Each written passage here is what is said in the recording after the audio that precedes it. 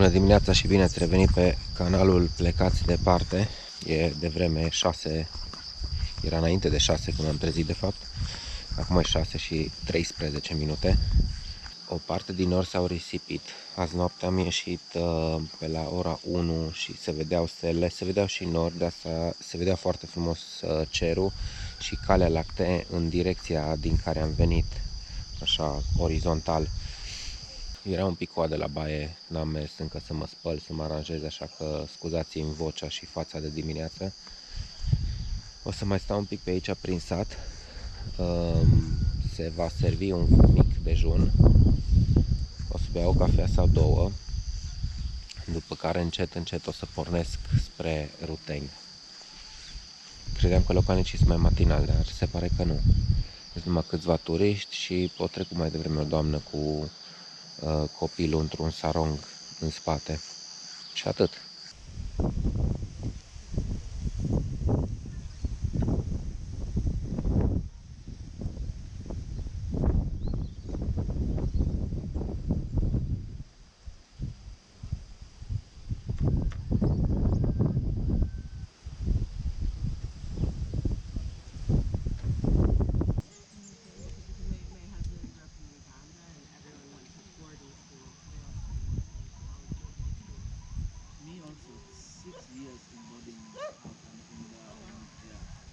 Destul de complexă structura asta, m-am uitat mai atent de desubt. Deci este un stâlp în mijloc, toată platforma e susținută de pilonii ăștia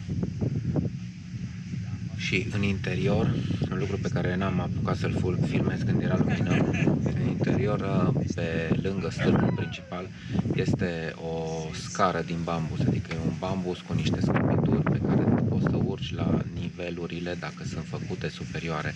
Nu sunt făcute niveluri, dar poți să urci acolo, poți să pui chestii la depozitat, la uscat și așa mai departe. Hai să văd dacă nu găsesc într-o casă o scară de asta.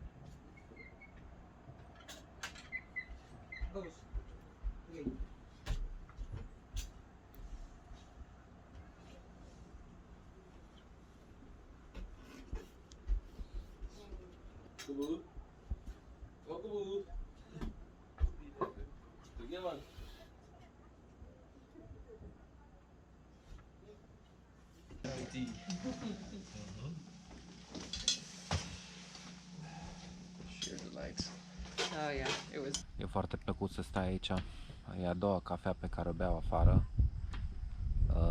E mult mai liniște decât m-am așteptat, adică mă așteptam să fie mai multe zgomote din pădure, dar se aud așa sunetele doamnelor care țes, vântul cum suflă, din când în când mai latră câte un câine, păsărele foarte în depărtare și cam atât. Foarte liniștit locul. Deci da, dacă ajungeți prin părțile astea de lume, merită să faceți excursia asta, chiar dacă e obositoare urcarea. Sunt numai 2 ore într-un final. Ajungeți aici, după aia vă relaxați până a doua zi. E un loc foarte frumos. O să termin cafeaua, după care o să încep să mă pregătesc de plecare încet. Acum se pregătesc o parte dintre turiști să își facă poze cu saronguri de aici din zonă. Un lucru standard. Fotografia clasică cu port popular de aici. Hai că vi arăt acum.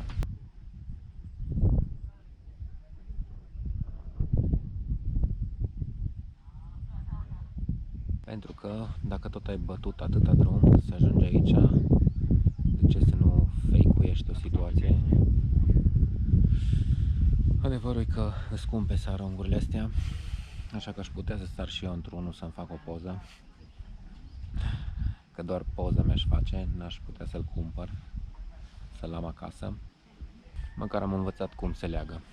Dacă ai un sarong de genul ăsta, ca un sac, intri în el, îl împături odată peste tine, strâns, după care de sus în jos îl rulezi. Deci, o metodă de a lega sarongul pe tine. Am aflat ceva nou.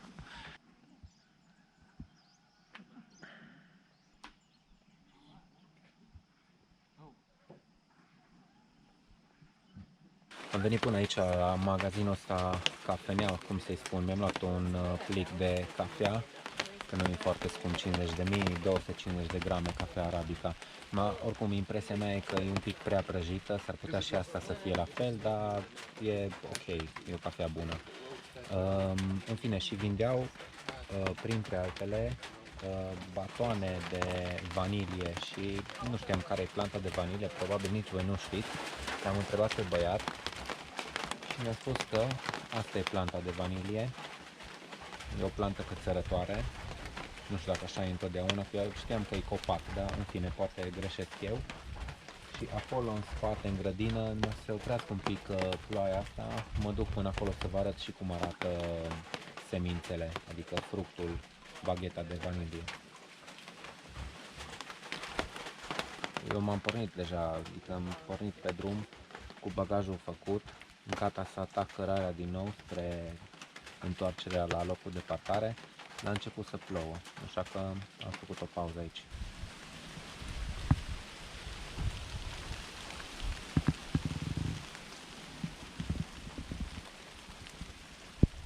Am pornit, chiar dacă încă mai picură, pentru că nu știu cum va fi vremea mai târziu. Am pelerină de ploaie, dar aș prefera să nu o folosesc dacă s-ar putea. Pe aici trebuie să o iau. Ok, dacă mai văd ceva interesant și dacă permite vremea, o să mai filmez.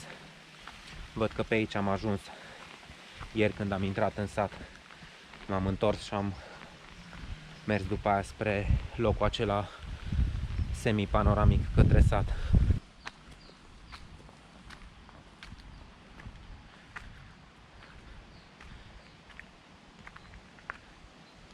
Mi-am dat jos haina că am început să mă încălzesc și văd că începe să iasă soarele, lucru care mă bucură, dar trebuie să fiu un pic atent sau mai atent decât de obicei, pentru că alunecă un pic pe jos, cum e udă cărarea.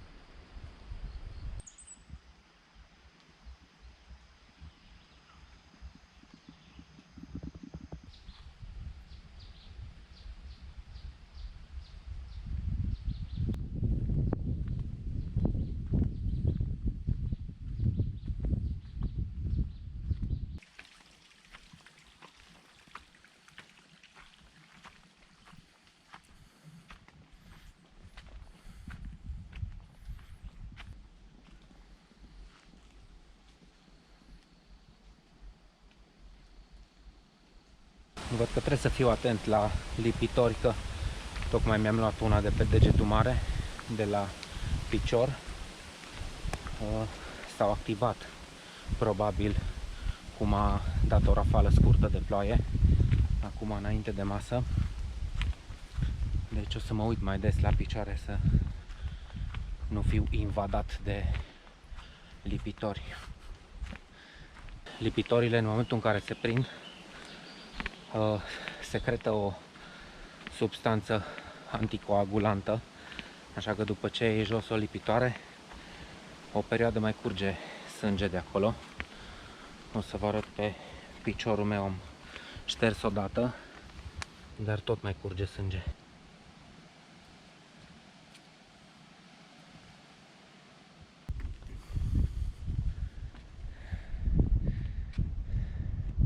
Ăsta este cel mai înalt punct al traseului, pentru că ieri când am urcat am venit de acolo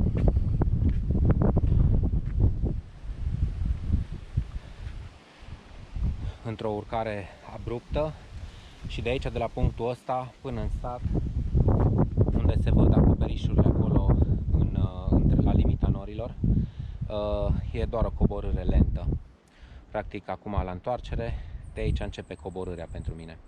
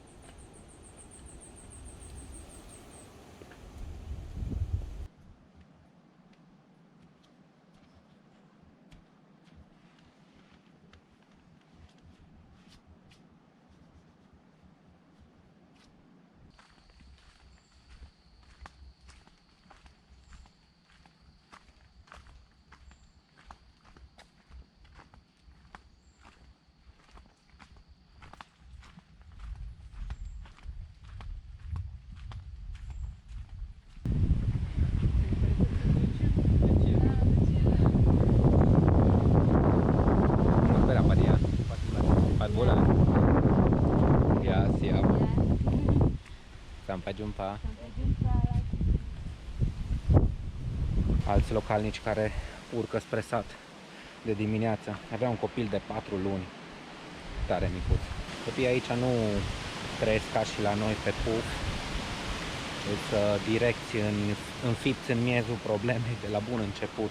Am văzut tot așa copii micuți cărați în vapor, pe vapor, pe scooter. Deci pe scooter nici părintele, nici șoferul, nici nimeni n-avea cască. Un pic periculos, aș spune, dar ei știu, ei au încredere în forțele lor.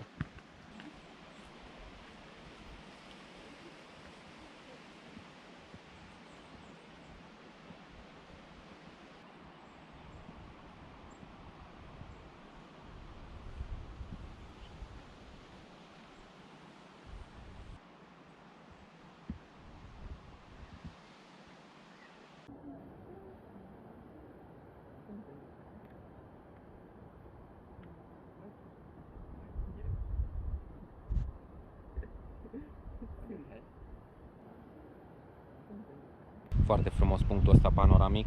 Am mai oprit și ieri aici, dar și astăzi e la fel de special. Se vede valea din care am urcat, un sat de acolo de jos, marea în depărtare, parcarea probabil că e aici unde mi-am lăsat scooterul, în pădure. Și în depărtare de tot, sper să se vadă ceva din filmări, se vede un vârf, un vulcan, a cărui nume începe cu I, dacă îl găsesc, deci ăsta cred că e în apropiere de un oraș numit Băgeaua. Deci în partea aia se vede o parte din restul insulei Flores spre est. Foarte frumos. Ieri nu se vedea partea aia.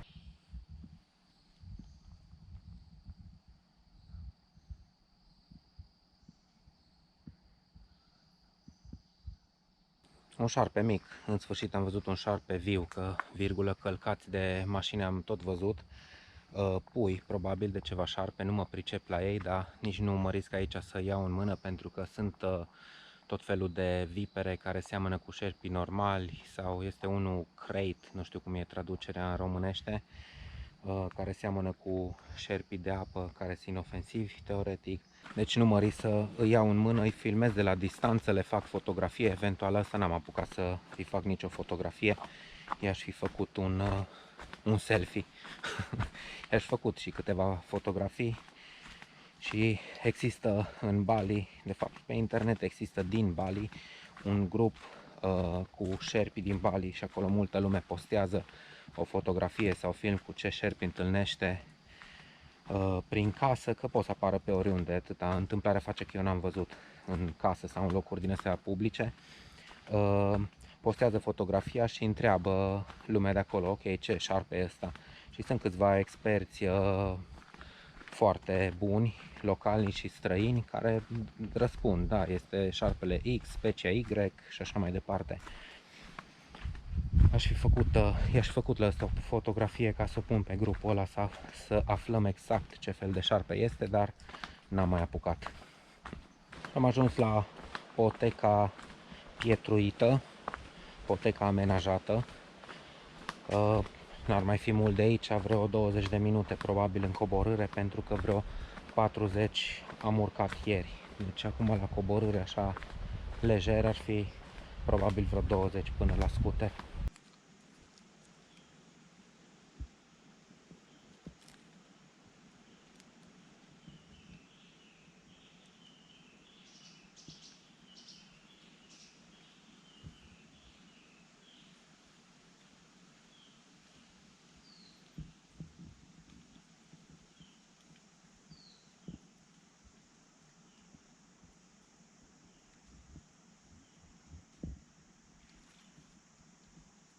O midă sinucigașă, că nu dădea semne să se grăbească să plece din mijlocul cărării.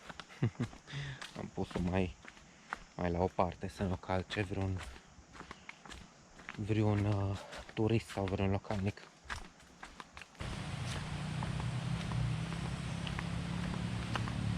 Și am ajuns la locul de parcare.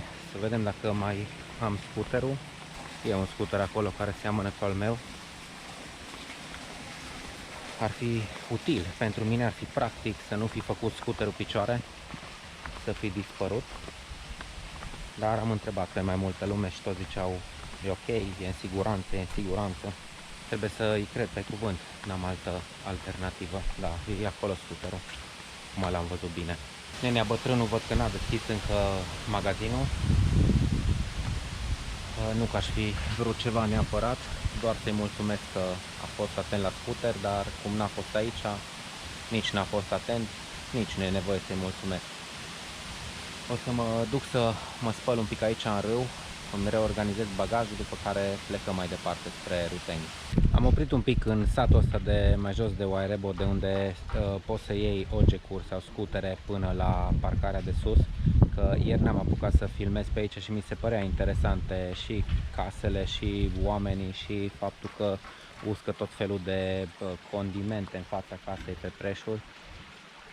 Așa că da, la satul ăsta îi zice Dinghe, ceva de genul ăsta. Nu l-am găsit pe Google Maps sub denumirea asta momentan. Nu e updatat, dar probabil că dacă scrii în Google Maps Dinghe, te trimite aici, dacă nu în altă țară. În fine, ăsta e satul cu pricina.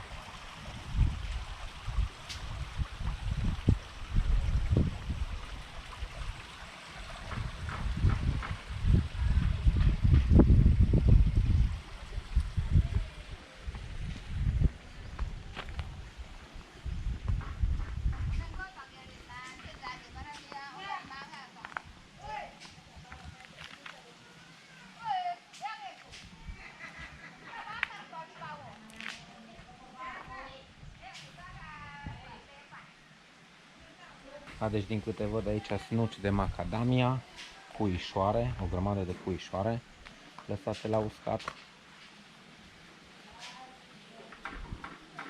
Aici în astea nu știu ce este și nici nu e nimeni în fața casei să întreb. Deci nu știm. Puișoare, nuci de macadamia, sigur.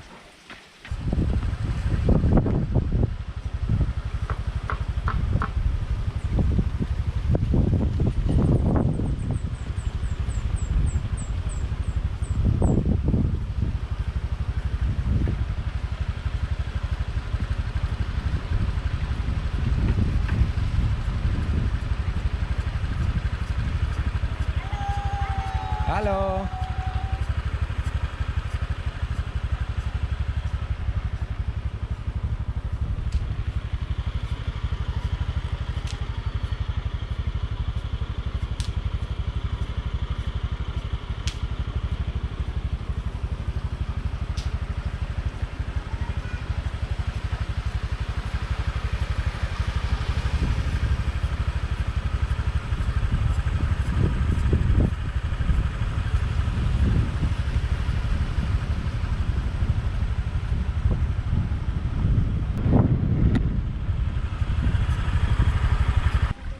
Deci alea scuișoare mai uscate, mai aproape de uscate. Și aici scuișoare în primul crude.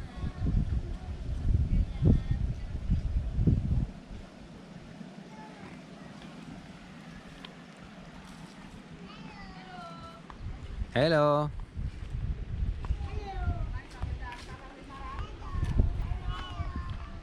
Hello!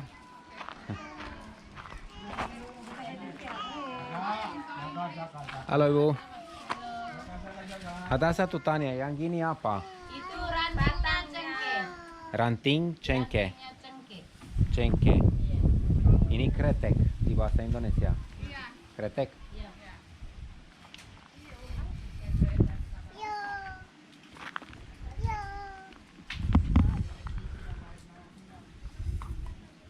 Deci astea cred că sunt codițele de cuișoare. Din ce spuneau doamnele.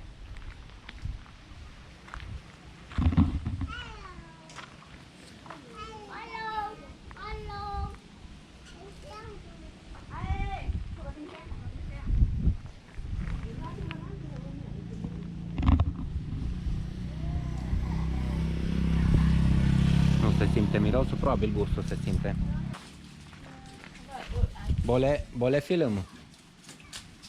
Bole. Hello. Bikin apa ini? Ini mau buat lidi sate daging. Untuk sate daging? Daging apa? Kambing? Babi. Babi. Hello.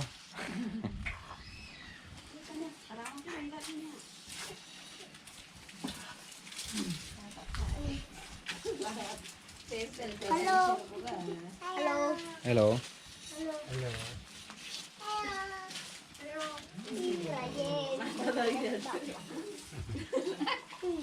Ini keluar dari sini.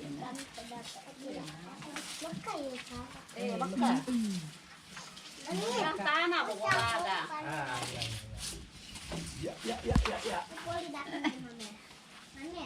Am elucidat misterul, deci sunt majoritatea cuișoare și nuși de macadamia.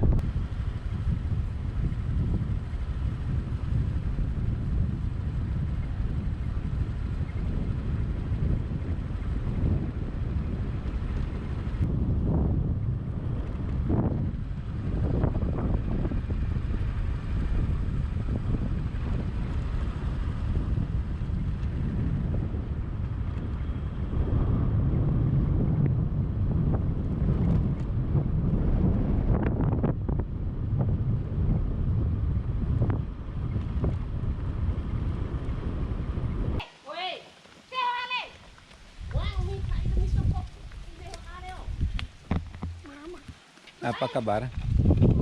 Baik.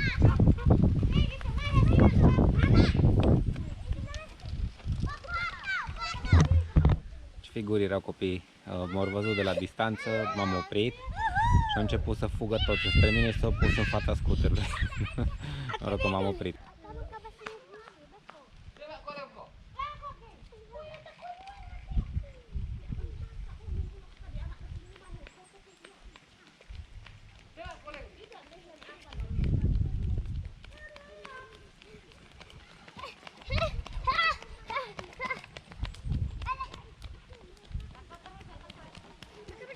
Ajuns pe coastă, merg spre est, după care o să urc spre nord, spre Ruteng. Dar deși m-am așteptat să nu fie chiar așa, drumul e tot nasol ca și pe partea cealaltă când am urcat, când am mers spre Wairebo. E plin de gropi, zone unde e sărit betonul, sunt expuse pietrele rotunjite de sub, deci e o țopoială continuă. Sper să nu dureze foarte mult, să nu fie mulți kilometri în felul ăsta, dar oricum nici n-am altă alternativă decât să mă întorc pe unde am fost ieri și pe acolo sigur nu mă mai întorc, nici pe jos, nici poate cu mașina condusă de altcineva, cu niște suspensii foarte moi, ceva de genul ăla, aș mai merge pe acolo, dar e oribil drumul ăla. Și ăsta e aproape oribil. Am oprit un pic pe malul mării, că e plăcut, nu e soare puternic. Nu o să fac baie, dar O să stau un pic aici să mă relaxez, să mă odihnesc, ca să zic așa. E un litoral plin de pietre rotunjite, tot felul de culori, în sensul multe nuanțe de gri, crem, alb, albăstrui.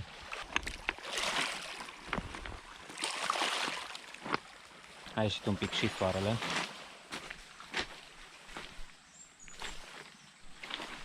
Frumos pe liniște, nu-i nimeni. De la ultimul sat încoace nu m-am intersectat cu nimeni, n-am văzut pe nimeni pe plajă. Pustiu și frumos.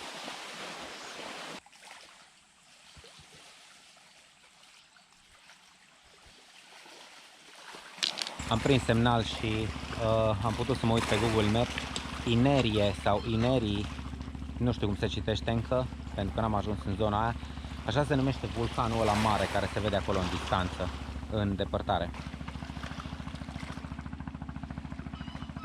E vorba de același vulcan care se vedea și din punctele panoramice la coborâre din Wairebo pe cărare. Sigur, se aude ceva pasăre de aici din spate, foarte interesant și puternic zgomot face. Nu cred că o să văd ce e, dar o să încerc.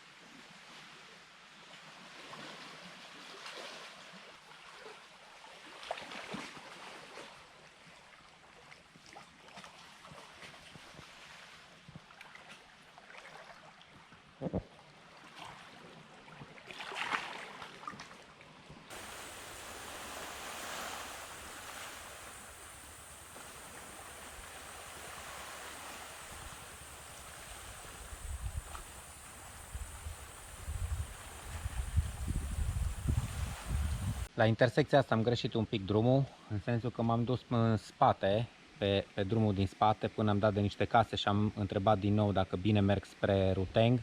Mi-au spus că nu, că trebuie să vin înapoi și să iau pe aici, în partea dreaptă. Eu m-am dus după cum arăta asfaltul, că în partea asta e frumos, spre Ruteng e oribil. Și cum deja îs sătul până peste cap de drumul ăsta stricat și... În fine, vai de capul lui.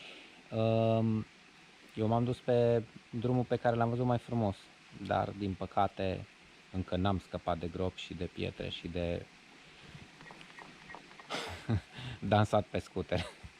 Un om mai în spate, ceva mai în spate, spunea că mai am încă 3 km de drum din ăsta, am făcut vreo 2, deci teoretic încă 1 kilometru. E și obositor, deci mă dor deja încheieturile mâinilor de la cum am ținut de ghidon. Pentru că dacă nu ții destul de rigid, mai fuge ghidonul stânga-dreapta. Îs sătul de drumul ăsta. E oribil. Dacă cineva mi-ar fi zis înainte să vin la Wairebo și aș fi văzut niște fotografii cu drumul ăsta, indiferent pe ce rută, Ruteng sau direct din La Bambajo, nu veneam. Sigur nu veneam aici. Chiar dacă e frumos satul, e mișto, acum normal că o să zic și eu din moment ce am ajuns, da, merită să veniți și așa mai departe, dar drumul te termină psihic. Deci merită să vii dacă te aduce cineva, dacă vii într-o mașină și conduce altul, nu-i mașina ta, nu-și bate capul, nu strică nimic. Eu, de exemplu, dacă mi se rupe aici scooterul, nici nu știu ce să mă fac, la cine, să apelez la cineva, să mă duc la un service, să iau mecanicul cu mine, să mă întorc înapoi la scooter, habar n-am, deci n-am idee.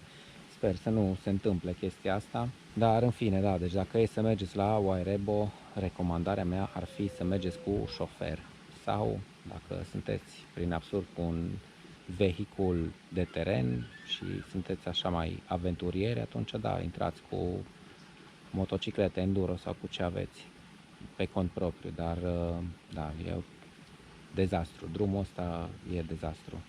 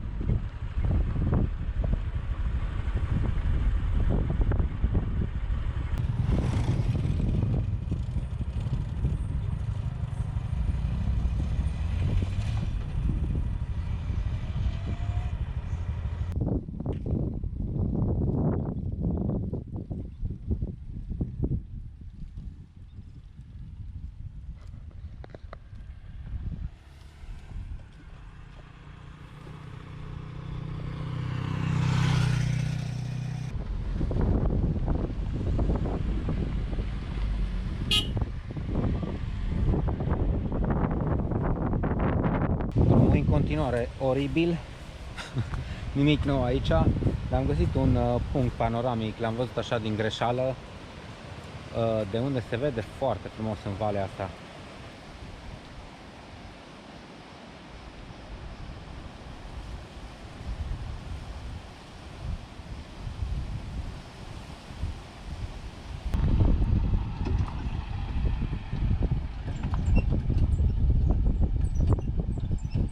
Cred că în sfârșit am ajuns la drumul asfaltat.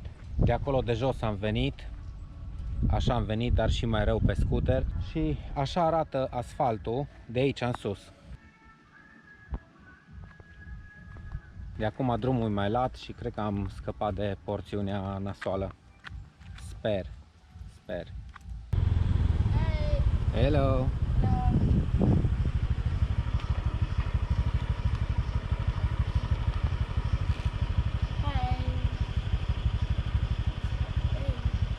Hey!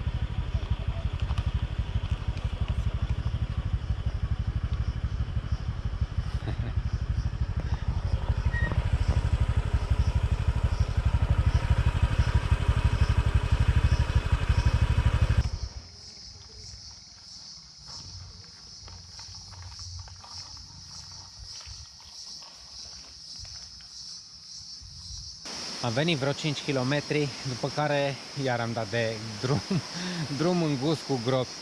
Incredibil. Cred că ăsta o să fie live motivul excursiei din Flores.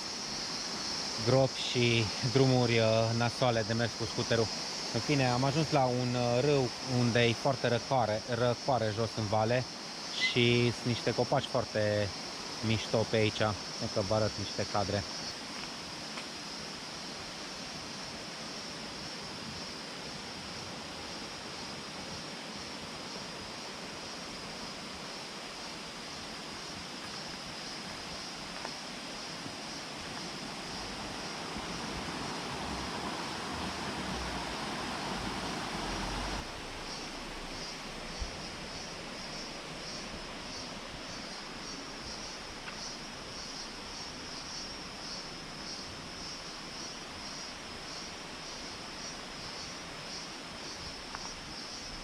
Pe acolo trebuie să merg în continuare.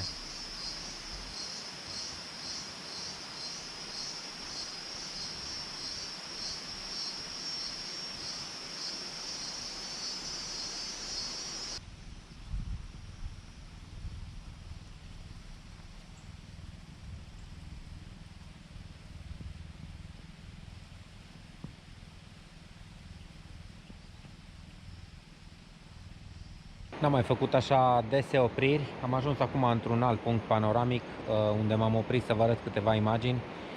Până aici drumul s-a tot îngustat și lățit.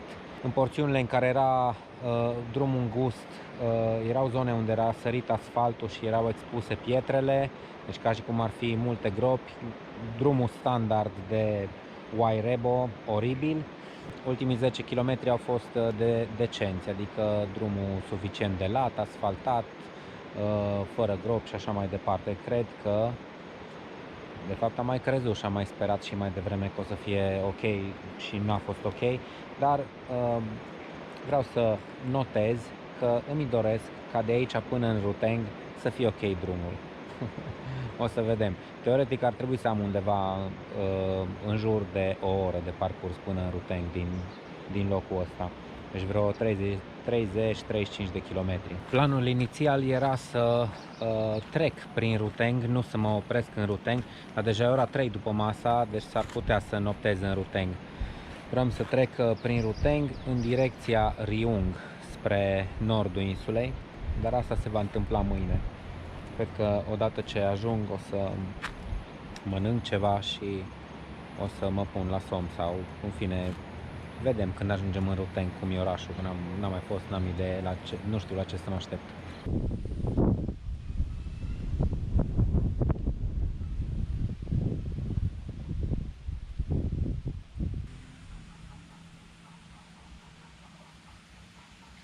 În sfârșit am ieșit la drumul principal care face legătura între La Bambajo și Ruteng.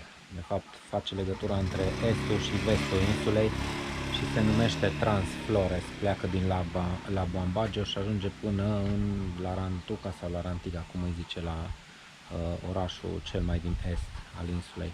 De acum mai am vreo 26 de kilometri până în Ruteng, n-ar trebui să dureze mult, mai facem o oprire pe drum, deci urmează încă o oprire într-un loc poate puțin interesant.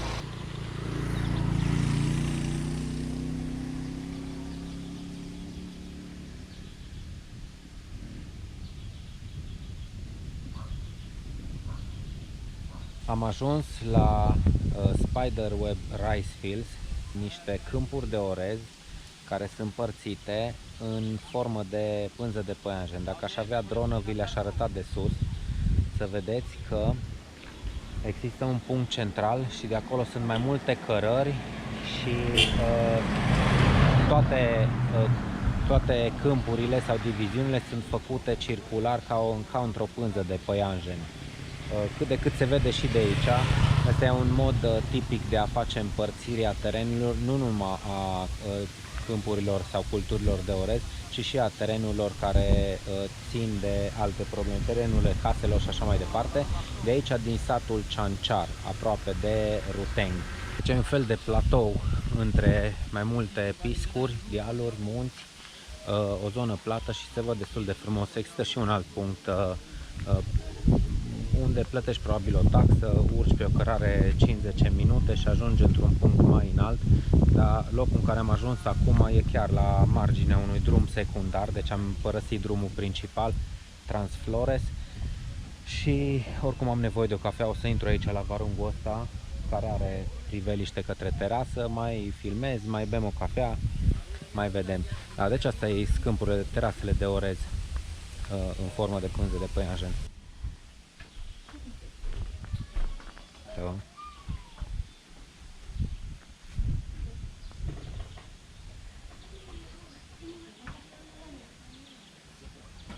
Vorbeam mai devreme pe drum cu un cetățean și zicea că motivul pentru care se face împărțeala asta e ca să știe fiecare câtă parte are, dar în momentul în care se recoltează sau se lucrează pământul, deci la început, la însămânțare fac o ceremonie și însămânțează toți deodată și la recoltă la fel, recoltează toți deodată, după care fac o ceremonie. Deci cumva tot câmpul ăsta e verde acum, în alte luni, căci că-s 2 recolte pe an, în alte luni e galben, în alte luni e negru, când e cules și se pregătește solul pentru următoarea însămânțare. Deci nu e ca și în alte locuri că o parceluță e galbenă, o parceluță verde. Aici totul e la fel, uniform, tot câmpul ăsta cât se vede cu ochii. Am tot povestit aici cu Benny, cu băiatul care are oarungul ăsta în care m-am oprit. Au o grămadă de povești, nici nu mai știu pe ce teme, dar în fine, toate temele posibile, cred că de o jumătate de oră abia mi-am terminat cafeaua. Pornesc acum spre Ruteng și ne vedem acolo. Spider Riceway. Yeah. Beside. Un mic incident pe șosea înainte să ajungem la Ruteng. Acum cred că se coboară spre orașul Ruteng. Mai sunt câțiva kilometri. Cred că Ruteng e ce se vede sus pe deal. Acolo.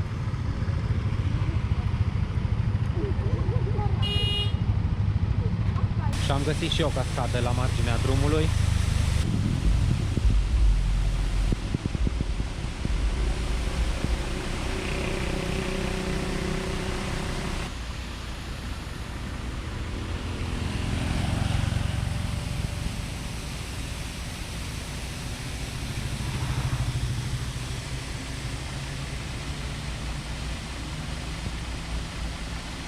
În sfârșit am ajuns, acum intru în Ruteng.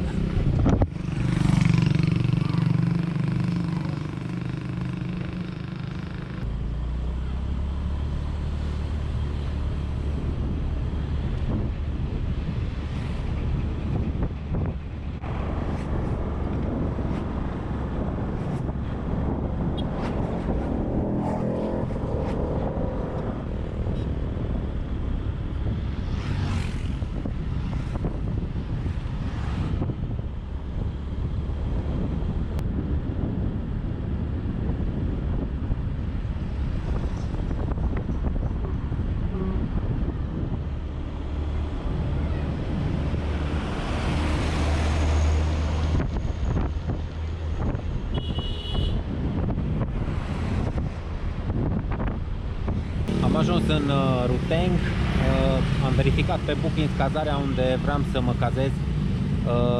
E fully booked, e ocupată, dar merg până acolo să văd dacă totuși nu au ceva camere, ceva fel de cazare, că avea ratinguri foarte bune vis-a-vis de ospitabilitate, vis-a-vis de mâncare. Dau o geană până acolo, dacă nu îmi caut altă cazare și mă cazez. Nu știu dacă o să mai apuc să vă arăt ceva din orașul ăsta, că imediat e noapte, se întunecă, așa că ori o lăsăm pe mâine, ori o amânăm pentru altă zi, când mai trec o dată prin Ruteng.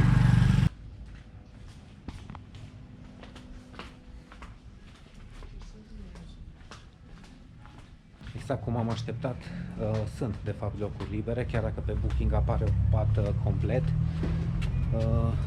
Acum o să încerc să merg puțin să vă arăt catedrala veche și vreau să o văd acum pe lumina asta de seară, că mâine nu știu dacă o să apuc să mai trec prin fața ei sau ceva de genul, pentru că mâine vreau să merg mai departe spre altă locație.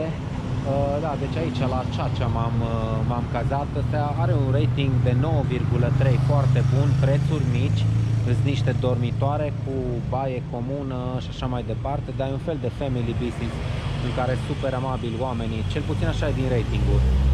Doamna părea foarte amabilă.